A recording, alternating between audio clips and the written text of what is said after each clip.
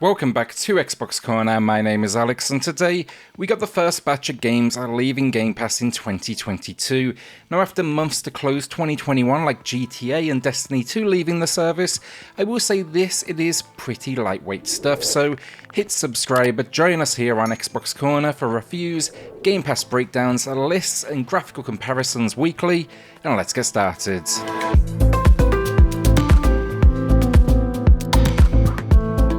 All of today's titles then they are scheduled to leave on January 15th, and where possible I'll be including a rough idea of how long it will take you to beat the game, and then also how long it will take you to get all achievements. If that is your thing, I'll be marking that as the completionist time in the top left of the screen. You'll also then find the platform, because here for Game Pass videos we do cover console, PC and cloud. First up, PUBG Battlegrounds. This would perhaps be considered the biggest loss, that is, for one thing, and we'll get to that a little later in the video. At its peak though, this was a heavy-hitting battle royale with an average player base just over 1 million players. That's slowly been declining over the years though, that was back in 2017, but it's definitely a fun game. I spent a good maybe 6 months of my life invested in this world. It's also now become a part of gaming history. At this point, it popularized the Battle Royale format. It's a game that shifts between third and first person, and I'd say it's got kind of a dash of more realism than most in the genre. Thankfully, all of this said though, the game is leaving, but with good reason. On January 12th, it goes free to play, so please don't go and pay for it.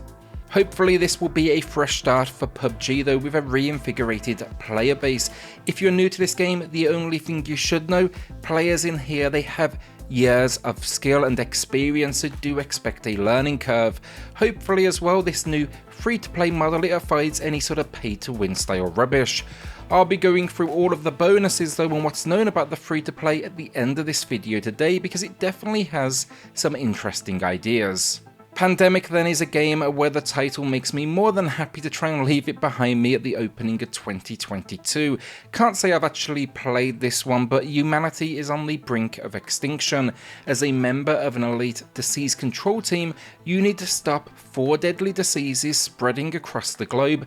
Basically, go find that cure.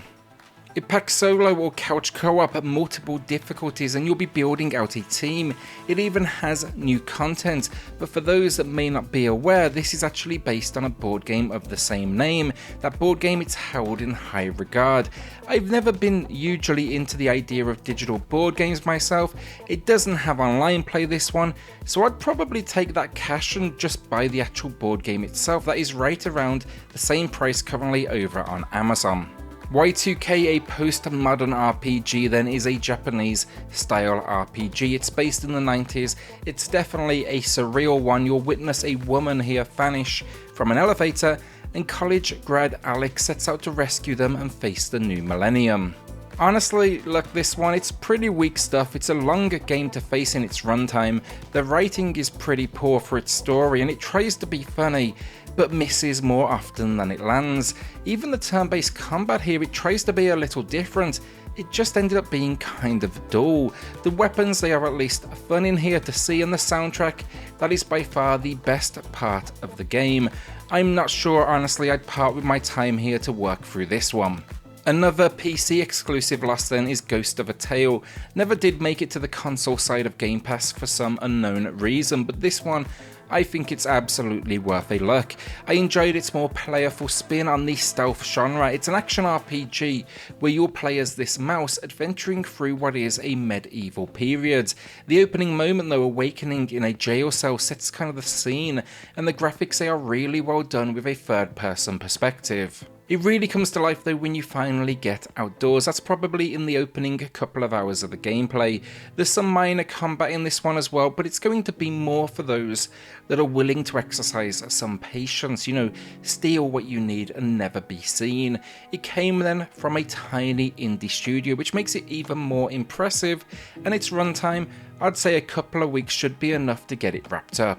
Mount & Blade then, and if you've played a Chivalry 2 recently, you can sort of think of this one as having elements of that game alongside those found in strategy experiences.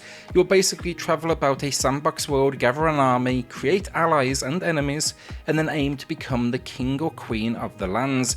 This entry even brought along with it mounted combat, and technically this was an expansion, but it was standalone. You'll start though with 0 reputation and you'll complete quests to earn cash and upgrades.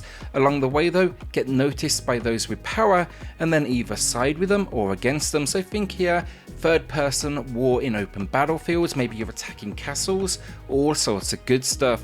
It's an older game now, so not as polished as the recent Chivalry 2, but the combat here is great fun and it was enough for Luke to sink in around 30 hours of his time. Desperados III then, in my eyes, this is the biggest loss of the first batch of January games. I loved this experience, I picked it up day one, and yeah, I've pretty much been recommending it ever since. For anyone that played Commandos back in the day, think of this as that game but with a Western theme. Basically, it's a hardcore tactical stealth game, and while it's for sure challenging, there's a huge amount of satisfaction in beating its missions. What really brings this world to life though, it's the story, the characters. John Cooper, a wanted man on the run with a runaway bride, a hitman, a trapper, and even a mysterious lady. Each character there packs a unique skill set that you will need to leverage. The controls transitioned surprisingly well to a controller, and it definitely has some nice options to soften up that difficulty. It's not a short game though, this one, but I still think it's going to be worth a look. You could either speed through it or maybe just see if it's for you, then add it to the wish list, because wait on that next big sale with this one. We are starting to see it more and more frequently. To close out then, let's talk quickly about PUBG and what is known. While it is free to play, that will be for what's called the basic account. That's important because it will add restrictions. That's going to be mainly in the modes you can access. Don't expect here to see ranked matches or custom, and for me, online experiences, they're pretty much all about ranked matches. You'll also miss out then on some cosmetics if that is your thing. Upgrading though, it's going to be paid, it's going to be a one-time payment, not monthly, and that's going to cost you $13 or your regional equivalent, and it's known as Battlegrounds Plus. For those that paid for the original release like me though, do not be concerned, we get what's called the commemorative pack. That is a free Battlegrounds Plus upgrade and then what it's calling rewards. Basically, more cosmetics. That's going to be a custom skin set and then Shackle and Shank's legacy pan and new nameplate. We also get some free kind to top things off.